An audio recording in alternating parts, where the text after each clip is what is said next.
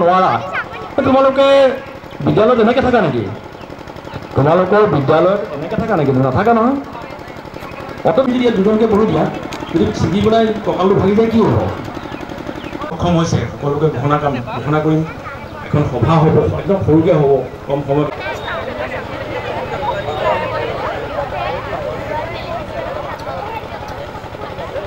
সক্ষম হ'ব খন্তেক সময় ধৈৰ্য ধৰি তোমালোকে এটা অপেক্ষা কৰা একোটাকৈ মেডেল দিয়া হ'ব আৰু কথা অলপ সময় পিছতে আমাৰ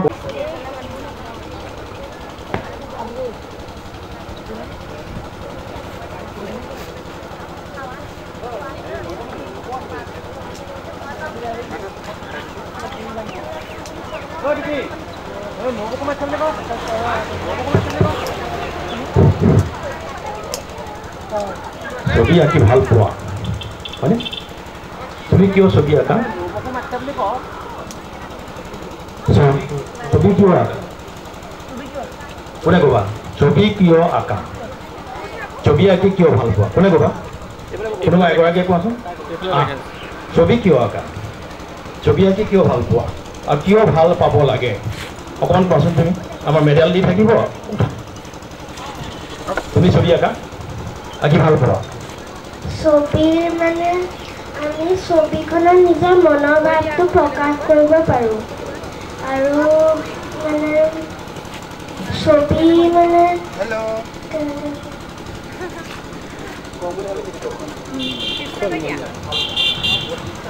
মই শিকিছোঁ মই পঞ্জাৱ বেজবৰুৱা ছাৰৰ ওচৰত শিকি আছোঁ বাল্যভৱন যোৰহাট বাল্যভৱন যোৰহাটৰ পৰা আহিছে ছবি আঁকি ভাল পায় তেওঁ ক'লে যে ছবি আঁকি মনৰ ভাৱ প্ৰকাশ কৰিব পাৰে হয়নে হয় এটা দৃশ্য ছবি আঁকিলে কি হয় বাৰু এটা তাৰ ভাল উপকাৰিতা আছে জানানে তোমালোকে হে ধৈৰ্য আৰু হাতৰ আখৰ ভাল হয় যি সুন্দৰকৈ ছবি আঁকিব পাৰে তেওঁলোকৰ হাতৰ আখৰ ভাল হয় ছবি আঁকি এটা কলা নহয় জানো ক'ত আঁকিছিলে প্ৰথম যিটো চিহ্নযাত্ৰা ভাওনা কৰিছিলে সাত বৈকুণ্ঠ পথ আঁকিছিলে নাই গতিকে আমাৰ যদি আমি নাম ল'ব লাগে অসমৰ বৰেণ্য চিত্ৰশিল্পী বুলি ক'লে কাক ল'ব লাগিব আমি মহাপুৰুষ শংকৰদেৱ হয় নে নহয় তেতিয়া দিনতে সেই চিহ্নযাত্ৰা ভাওনাৰ পথ আঁকি বৃন্দাবনী বস্ত্ৰ মনত আছে সাত বৈকুণ্ঠৰ পথ আঁকি তাত ভাওনা কৰি দেখাইছিলে হয় নহয় ছবি অঁকা ল'ৰা ছোৱালীৰ কি হয় অলপ গম্ভীৰ হয় ধৈৰ্যশীল হয় মানে খুব চুলুঙা উতনুৱা মানুহে যিকোনো কাম কৰিব নোৱাৰে ছবি আঁকিব নোৱাৰে ধৈৰ্য কবিতা লিখা মানুহজন ধৈৰ্যশীল হয় ভাবুক হয় সেই চিত্ৰ শিল্পীসকলো অলপ ভাবুক হয় ব্যতিক্ৰমী হয় চাবচোন হয়নে নহয় ছবি আঁকি থাকিবানে পুৰস্কাৰ পালা বা নাপালা ডাঙৰ কথা নহয় হয় নহয় ছবি আঁকিব লাগে প্ৰথম কথা বিশেষকৈ গান্ধীজীয়ে কৈছিলে মহাত্মা গান্ধীয়ে কি বুলি কৈছিলে জানানে এটা বাক্য কৈছিলে যে বৰ্ণমালা শিকাৰ পূৰ্বে ল'ৰা ছোৱালীবিলাকক ছবি আঁকিবলৈ শিকাব লাগে গম পাইছে নাই কিয় কৈছিলে ছবি আঁকিলে হাতৰ আখৰ ভাল হয় আঁকি ভাল পোৱা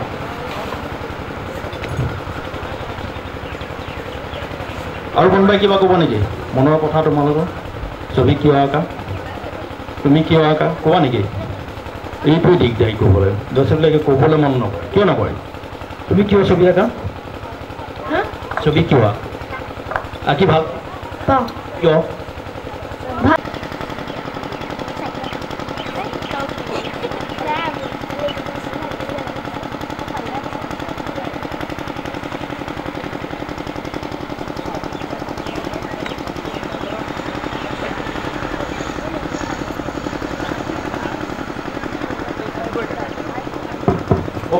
ৰ'দ চেঙা চোকা গতিকে অকণমান ঠাণ্ডাতে নিৰলৈ বহা বেছি যদি দৌৰা দৌৰি কৰি দিয়া হঠাতে হয়তো মোৰ চুৰ ঘূৰাব পাৰে তেতিয়া আমাৰ বেয়া লাগিব নহয় কাৰণ অনুষ্ঠানটো আগত আছে যে তোমালোকৰ কোনোবা যদি হঠাতে অসুস্থ হৈ যায় আমাৰ মনটো বৰ বেয়া লাগিব গতিকে অকণমান ধৈৰ্য ধৰি বতৰৰ প্ৰতি লক্ষ্য ৰাখি আমি তেনেধৰণে চলিব লাগিব ঠিক আছে অত্যন্ত গৰমত বেছি লৰা ধবা কৰি নিবা তোমালোকে অলপ কষ্ট কৰিছা এঘণ্টা আঁকিছা তাৰপিছত অকণমান ধৈৰ্য ধৰি ঠাণ্ডা কৰি বহিবা ঠিক আছে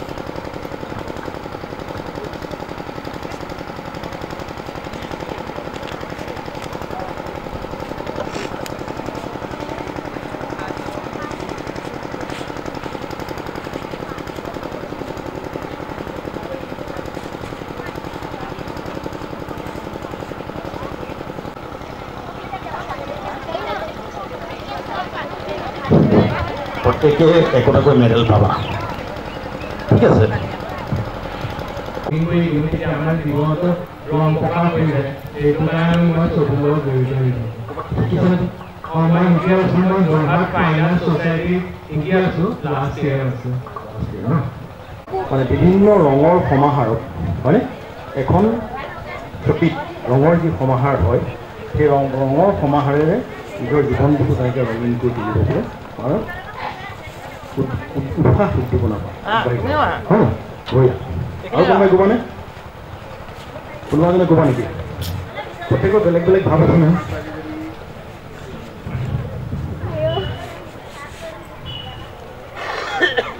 তুমি আমাৰ অসমীয়া মানে চিত্ৰকল্পৰ লগত জড়িত কোনোবা এজন মানুহৰ নাম ক'ব পাৰিবানে ভাল লগা তেনেকুৱা কোনোবা আছে নেকি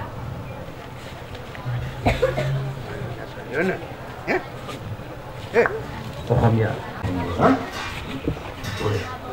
ছবি আঁকি জীৱন নিৰ্বাহ কৰিব পৰা যাবলৈ নাযায় এজন ভাল চিত্ৰকৰ হ'লে এজন ভাল চিত্ৰকৰ হ'ব পাৰি তেতিয়া জীৱন নিৰ্বাহ কৰিব পাৰি নে নোৱাৰি ব্যক্তিগতভাৱে চিত্ৰকলাক ল'ব পাৰি নে নোৱাৰি কি ভাবা এটা বৃত্তি হিচাপে ল'ব পাৰি নে নোৱাৰি পাৰি আমি চিত্ৰকলাৰ ইতিহাসৰ বিষয়ে আমি শিকি আমি ব্যৱহাৰ কৰিব পাৰোঁ চিত্ৰকলাৰ বিষয়ে শিকি আৰু আমি চিত্ৰকলাৰ এজ হবি ল'লেও আমি এজ কালচাৰ হিচাপেও ল'ব পাৰোঁ আমি বঢ়িয়া ভাল কথা এটা হবি কালচাৰ আৰু জীৱিকাও হ'ব পাৰে ছবি আঁকি জীৱন নিৰ্বাহ কৰিব পাৰি কিন্তু আপুনি ভাল চিত্ৰকৰ হ'ব পাৰিলে চিত্ৰশিল্পী হ'ব পাৰে জীৱন নিৰ্বাহ কৰাত কোনো সমস্যা নাই আচলতে গোটেই বঁটা বাহনা পোৱাটোৱে যে লক্ষ্য নহয় এই কথাবোৰ নতুন আলোকৰ হ'ল লগতে ইয়াৰ অন্তৰালত বহুত কিবা কথা আছে আমাৰ উদ্দেশ্য আছে হয় নহয় যে আমাৰ এটা উদ্দেশ্য আছে নাই তোমালোকৰ মাজৰ পৰা যে এজন ভাল অসম বিখ্যাত বা ভাৰত বিখ্যাত যে চিত্ৰশিল্পী হ'ব সেই কথাষাৰ আমি জানিব লাগিব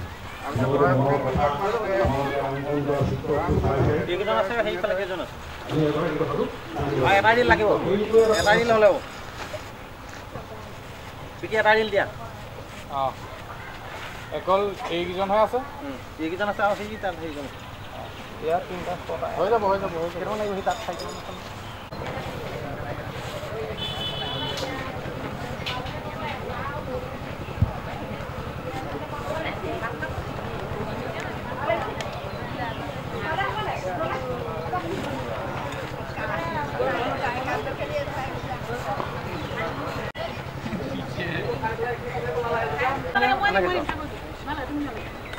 এখন না পেলাম আমাৰ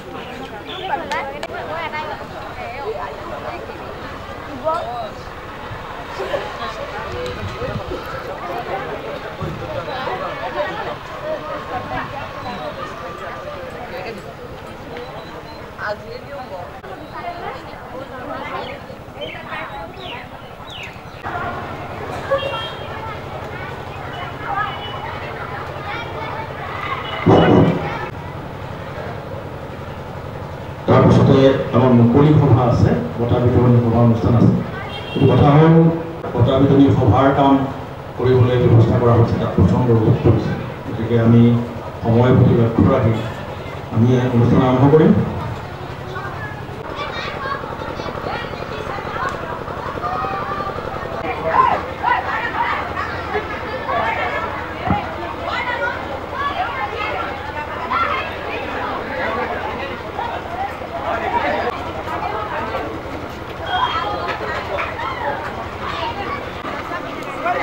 তোমালোক খন্তেক সময় ইয়াতে বহা কৰিব লাগিব নহয় মই আৰু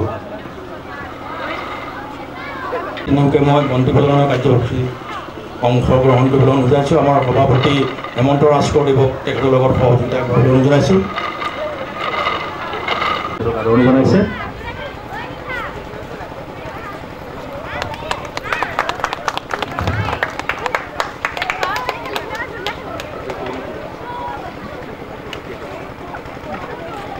মন্ত্ৰীজনৰ প্ৰাৰ্থনাতে মই তেখেতক কিছুমানৰ অনুভৱ ব্যক্ত কৰিবলৈ অনুৰোধ জনাইছোঁ।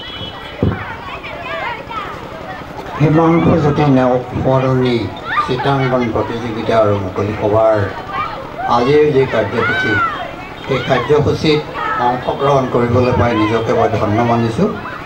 আৰু সেই যি আত্মা, মহান আত্মাৰ আমি সদায় চিৰশান্তি কামনা কৰি আহিছোঁ। আজি এই পবিত্ৰ দিনতো হিমাংশুজ্যোতি নেওগৰ আমি যি মহান আত্মা, সেই মহাত্মাই চিৰশান্তি লাভ কৰক, তেওঁৰ পিতৃ মাতৃয়ে সান্তনা লাভ কৰক। বিশেষকৈ আমি অলপ গৌৰৱ কৰোঁ, মানুহৰ মৃত্যু হয়, আহে আৰু যায়, তেনেদৰে থাকে। কিন্তু তেওঁৰ সোঁৱৰণত সেই দিনটোৰ পৰা আজিলৈকে তেখেতসকলে যিটো এটা যত্ন কৰি শিশুসকলক আগুৱাই দি এই দিনটো পালন কৰি আহিছে, সেইটো অতিকে স্মৰণীয় দিশ।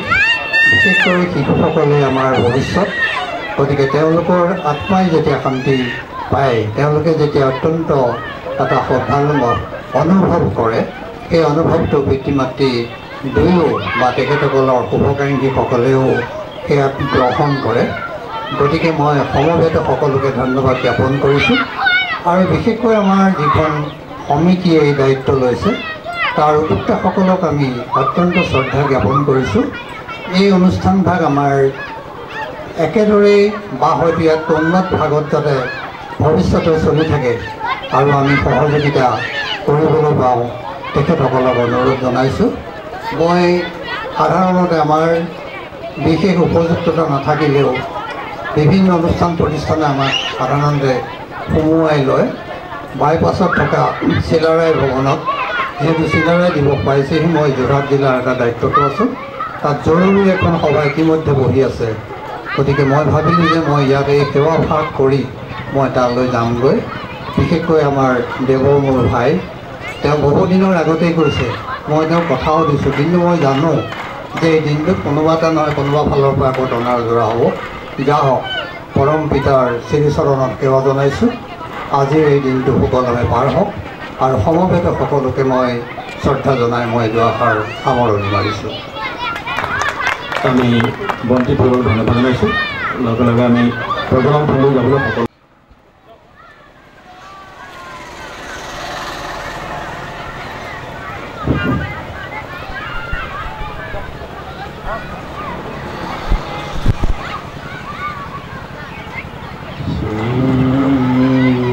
কৃষ্ণায় বাসুদেবায়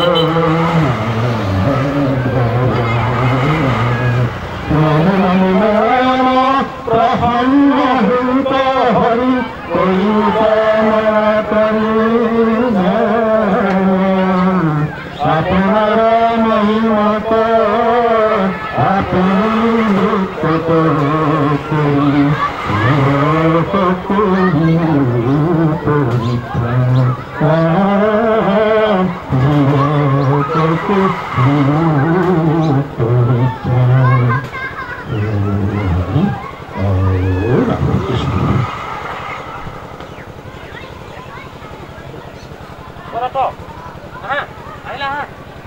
আমাৰ মন্ত্ৰী প্ৰদান হৈছে শ্ৰদ্ধাঞ্জলি প্ৰেৰণ কৰা হ'ল সকলোকে অংশগ্ৰহণ কৰা সকলোকে ধন্যবাদ প্ৰদান কৰি আমি মেলাস্থললৈ যাব পাৰে সকলোকে অনুৰোধ জনাইছোঁ ধন্যবাদ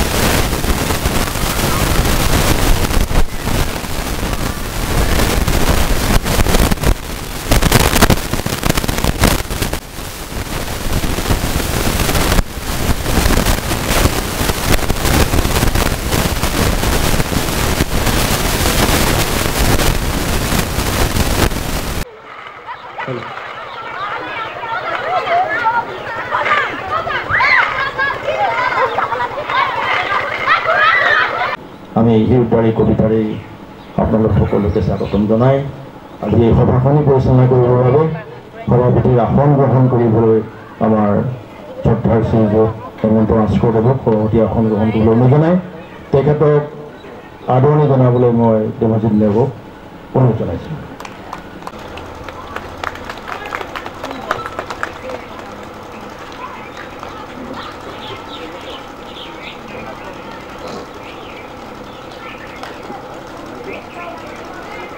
কাষতে আসন গ্ৰহণ কৰিবলৈ অনুৰোধ জনাইছোঁ আমাৰ আমন্ত্ৰিত বিশিষ্ট অতিথিসকল। মই আপোনালোকৰ আগত চিনাকি কৰি দিব বিচাৰিছোঁ আমাৰ মাজত উপস্থিত আছে শ্ৰী ৰাম প্ৰসাদ ফুকন, সভাপতি যোৰহাট জিলা সাংবাদিক সংস্থা, আমাৰ মেলেং অনুষ্ঠানৰ সৈতে জড়িত হৈ থকা ৰামপ্ৰসাদ ফুকন মই সভাপতিৰ কাষতে আসন গ্ৰহণ কৰিবলৈ লৈ আছোঁ আৰু তেখেতক এখনি গামোচাৰে আদৰণি জনাবলৈ অনুৰোধ জনালোঁ।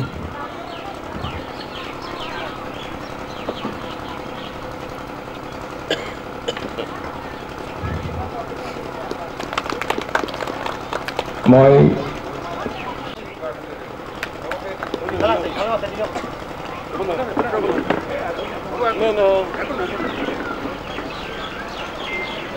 আমাৰ এই অনুষ্ঠানৰ শুভাকাংক্ষী বিশেষকৈ তেখেতৰ বিদ্যালয়ৰ ছাত্ৰ ছাত্ৰীসকলক আমাৰ এই প্ৰতিযোগিতালৈ পঠোৱাৰ ক্ষেত্ৰত আগভাগ লোৱা মানুহজন অন্যতম এজন মানুহ, তেখেতক আমি শ্ৰদ্ধা জনাইছোঁ।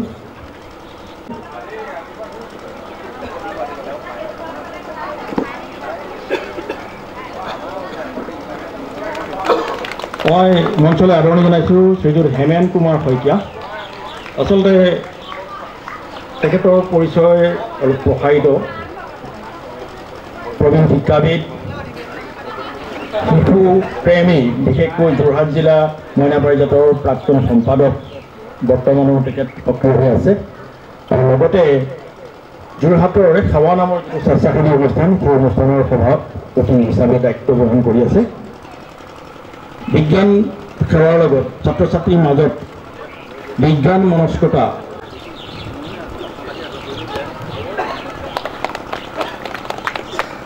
আমাৰ মাজত আহি উপস্থিত হৈছে বিকাশ সন্দিকৈ, সম্পাদক পূব বিভাগ প্ৰেছ ক্লাব। মই তেওঁক মঞ্চলৈ আদৰণি আনিবৰ বাবে অনুৰোধ জনাইছোঁ।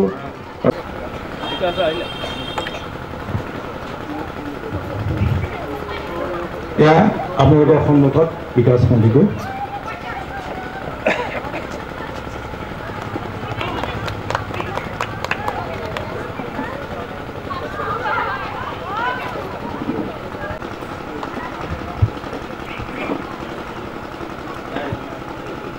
আজি এই অনুষ্ঠানৰ মুখ্য আকৰ্ষণ আমি দুজন ব্যক্তিক বিশেষভাৱে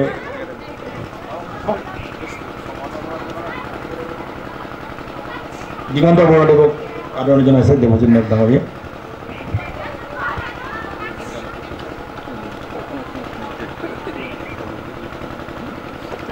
এয়া দিগন্ত বৰদেৱ আমাৰ এই অনুষ্ঠানৰ শুভাকাংক্ষী। আমি দুটা বিভিন্ন ক্ষেত্ৰৰ বিশিষ্ট ব্যক্তি দুজনক এই অনুষ্ঠানত সম্বৰ্ধনা জনোৱাৰ এটা ব্যৱস্থা কৰি আমি আহিছোঁ। তাৰ ভিতৰতে এগৰাকী আছিল মীনাৰাম দত্তদেৱ, মেলেঙৰ এজন ঢোলৰ যাদুকৰ। মই তেখেতক পৰৱৰ্তী সময়ত সম্বৰ্ধনা জ্ঞাপন অনুষ্ঠানত এই সম্পৰ্কে বিস্তৃতভাৱে কম আপোনালোকৰ সন্মুখত। তেখেতে মঞ্চত আসন গ্ৰহণ কৰিছে ইতিমধ্যে, গতিকে পৰৱৰ্তী সময়ত তেখেতক সম্বৰ্ধনা জনোৱা হ'ব। গতিকে আদৰণি আৰু সম্বৰ্ধনা জ্ঞাপনটো তেখেতক পৰৱৰ্তী পৰ্যায়ত ৰাখিলোঁ। আমাৰ মাজত আৰু এগৰাকী লোকসংগীতৰ শিল্পী, সাধক ৰেখাৰাণী বৰা, আমি তেওঁক সম্বৰ্ধনা জনোৱাৰ ব্যৱস্থা কৰিছিলোঁ। গতিকে তেওঁ আহিব নোৱাৰিলে, এটা বাৰ্তা মোলৈ প্ৰেৰণ কৰিছে। পৰৱৰ্তী সময়ত আমাৰ সম্বৰ্ধনা গ্ৰহণ কৰিব ঘৰতে।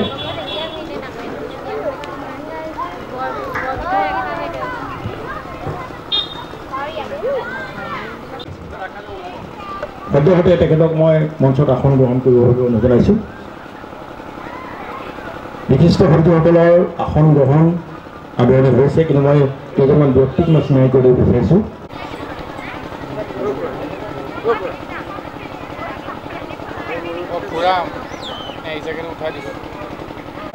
সম্বৰ্ধনা জনোৱা হ'ব পৰৱৰ্তী সময়ত। তেওঁক আনুষ্ঠানিকভাৱে আসন গ্ৰহণ কৰিবৰ বাবে অনুৰোধ জনাইছোঁ। পৰশমণি বৰা।